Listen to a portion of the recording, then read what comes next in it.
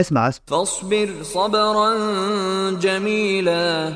يحكيوا على راجل معروف بالتقوى والسلاح، كان كل ما تصير مصيبة يصبر على الابتلاء وتسمع من فمه كلمة واحدة: خير إن شاء الله. في ليلة من الليالي جاء ذيب وكلاله السردوك اللي مربيه، وهو قال خير إن شاء الله.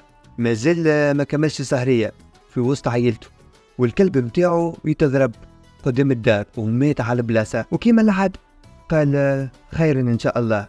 ما يتعديش برشا وقت سمعوا البهيم ينهق، وفي لحظتها تحميد الرجل عاود نفس جملته الشهيرة: أي خير إن شاء الله. الشيء اللي خلى مرته وصغاره يتقلقوا منه برشا ويتهموها بالبرود ولا مبالاة. ومن غدوة في الظلام يهدوا جماعة مجرمة على قرية اللي يسكن فيها ويقتلوا سكانها الكل. من منعوا من المجزرة هذيك كان صاحبنا وعيت.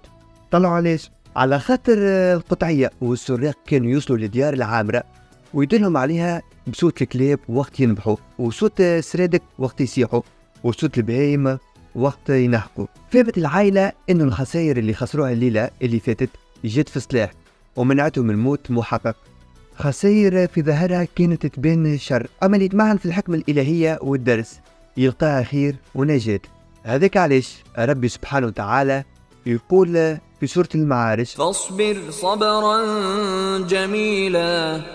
صبر جميل فيه برشا تحمل وثبات وسعة صدر وتجلد وأمل. صبر جميل فيه اطمئنان نفسي وروحي وإيمان بالقدر وقناعة داخلية إنه ربي يرعى فينا ويحني فينا. صبر جميل ما فيهش قلق وما فيهش خوف وجزاعة وقنوط في رحمة المولى سبحانه وتعالى. وما تنسيوش اللي جزاء الصبر ديما يكون حاجة عظيمة ما تخطرش لا على البال ولا على الخاطر، كما تقول الآية الكريمة: إنما يوفى الصابرون أجرهم بغير حساب.